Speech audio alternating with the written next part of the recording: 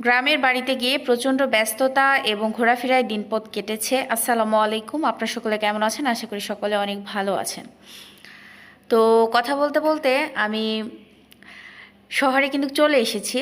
আর আমার গ্রামে এতটা ভিডিও জমা হয়েছিল, সেগুলো এডিট করার, ভয়েস দেওয়ার এবং ছাড়ার কোনো সময় আমি পাচ্ছিলাম না।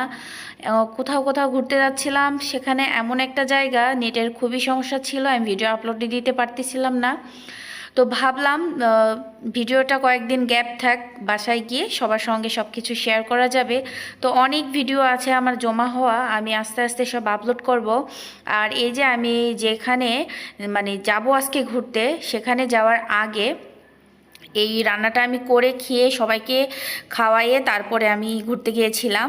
যদিও এটা অনেক দিনের ভিডিও, যখন আমি দেশে ছিলাম। এখন অলরেডি আমি কিন্তু ঢাকাতে ব্যাক করেছি, এখন আমি বাসায় আছি। তো আজকে কিন্তু এই যে সিলভারের মাছ আপনাদের ভাই কিন্তু নিয়ে এসেছিল, আলুঘাটি করেছিলাম। তো আলুঘাটি করার পর মাঝখানে কিছুটা পিস আমি কয়টা রেখেছিলাম, তো সে কয়টা পিস ভালোভাবে ধুয়ে লবণ হলুদ মরিচ মাখিয়ে ভেজে নিচ্ছি। তো এই ভাজা মাছগুলো আমি আজকে ভুনা করব। মাটির চুলায় কিভাবে ধরায় প্রথম থেকে কিন্তু আপনারা সব দেখেছেন, আমার প্রথমে কাজকর্মগুলো আপনারা অবশ্যই খেয়াল করেছেন। তো সুন্দরভাবে আমি সব মাছগুলো ভেজে নিচ্ছি। মাটির চুলায় আসলে রান্না করতে খুব একটা সময় লাগে না, তাড়াতাড়ি হয়ে যায় এবং রান্নার স্বাদও কিন্তু অনেকটা বেশি থাকে। আর এখানে আস্ত জিরা, তেজপাতা, গরম মশলা, তারপরে পেঁয়াজ, কাঁচামরিচ এগুলো দিয়ে ভালোভাবে নাড়াচাড়া দিয়ে হালকা ব্রাউন করে ভেজে নিব।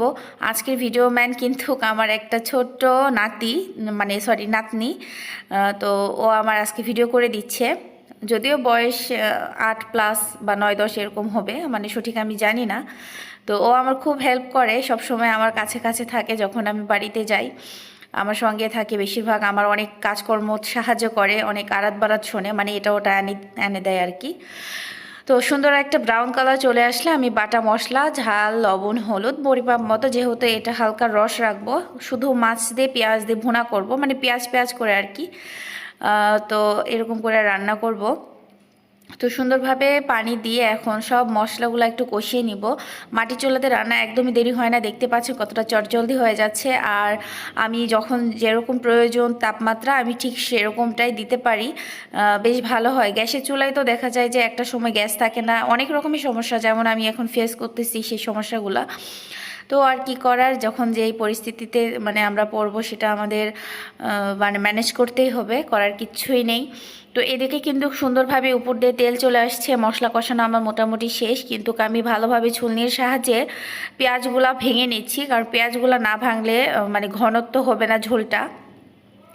তো পেঁয়াজগুলো সুন্দরভাবে ভেজে নেওয়ার পর অনেকক্ষণ ধরে নাড়াচাড়া করার পর তারপরে মাছগুলো দিয়ে দিলাম। মাছগুলো দিয়ে দেওয়ার পর ভালোভাবে নাড়াচাড়া দিয়ে উল্টে পাল্টে জাস্ট একটু কষিয়ে নিব। তো অল্প একটু পানি দিয়ে দিলাম।